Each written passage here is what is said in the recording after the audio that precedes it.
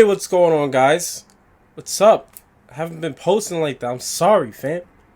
Anyway, we're gonna talk about the iPod Shuffle. Ta-da! Yeah, we're gonna pretty much talk about the good, the bad, the ugly, and whether it's still relevant in 2017. You're gonna see if it's relevant or not, and it might shock you. Doom, doom, doom.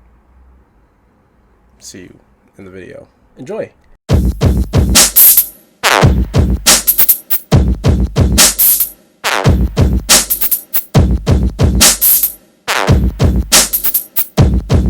The iPod Shuffle is extremely light and compact, coming in at a whopping 12.5 grams. You won't have to worry about feeling any extra weight when carrying this baby around. It stands with a height of just over 1 inch. It's a marvel at how they managed to squeeze so much technology at the time into such a little frame. The design of the iPod Shuffle is beautiful while still keeping Apple's signature minimalistic design scheme. Its all metal construction gives the iPod Shuffle a very solid feel in the hand, even though it looks very fragile at first glance.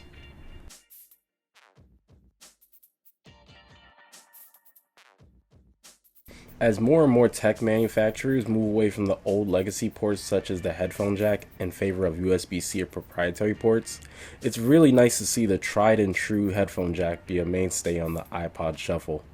It's so funny that the iPod Shuffle is barely, and I mean barely, thicker than the 3.5mm headphone jack. That's how thin it is. But yet, they still managed to put it on there.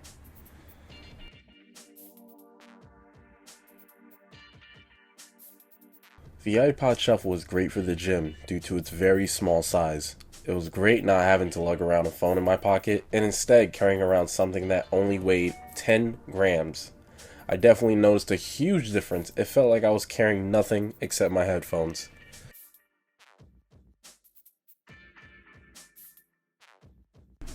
Apple claims you can get up to 15 hours of battery life on the iPod Shuffle. I can definitely support this claim, as the iPod Shuffle has superb battery life and can last all day, and even 2 days without heavy usage. The reason for this excellent battery life is because unlike the iPod Nano and Touch, the iPod Shuffle doesn't have a screen or a processor, so the battery drainage is extremely low.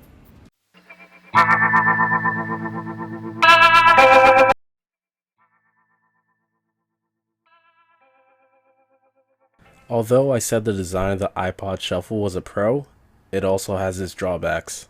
For one, there's no screen because of its miniature size and is extremely limited on controls. There is no way to control the iPod except from the standard play, pause, and volume buttons.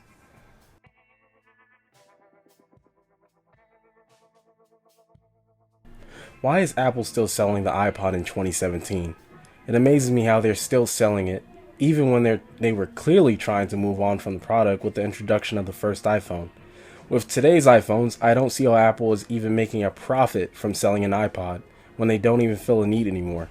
Even the Apple Watch can play music back via headphones, so there's even more of a reason Apple shouldn't be selling the iPod Shuffle or any iPod. The only reasons I see any justification in getting an iPod or iPod Shuffle is if A, you really love Apple products, B, you want a dedicated music player, or C, you want to buy and then resell for a higher price based off of nostalgia that comes with old Apple products, such as the iPod with the shuffle wheel. If you're not one of those people, I don't see the reason for you picking up an iPod. I just don't, really.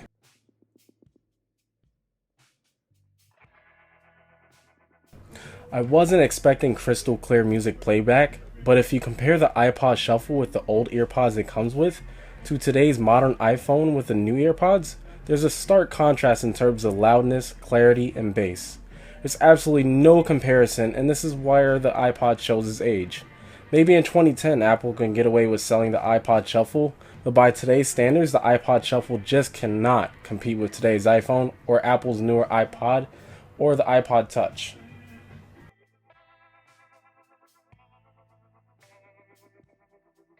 Unfortunately, there is no Bluetooth connectivity on the iPod Shuffle. Part of the fact that there is no Bluetooth is because of the design. At 8.7mm and with an extremely small chassis, I can't see how Apple could have fitted the iPod Shuffle with a Bluetooth chip. Another reason for the iPod Shuffle probably not having Bluetooth connectivity is the time period that it was released. The first iPod Shuffle was released in 2005. The Apple sells the fourth generation on the iPod Shuffle on the Apple's stores and online. Yet, even the fourth generation of the iPod Shuffle was released 6 years ago, almost a decade. Bluetooth technology wasn't really a staple back then as it is now, because it wasn't an important feature to have on any smartphone or any tech device in general. In 2017, Bluetooth is a feature that is almost a must-have with technological advances and wireless connectivity and Bluetooth connectivity. Today, people don't have to rely on a headphone jack when you have Bluetooth headphones, which the iPod Shuffle does not support.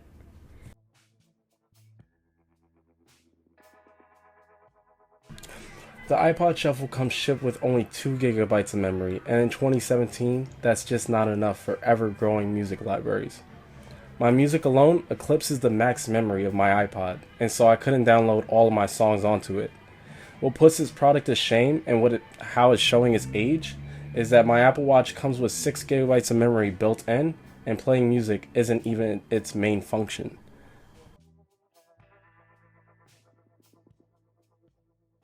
My answer to that is no. While the iPod Shuffle has a lot of very good positives about it, it also has its negatives that are hard to ignore. For one, it requires a USB sync to get music from either a Mac or PC running iTunes to download songs. It only has 2 gigabytes of storage, which is literally nothing.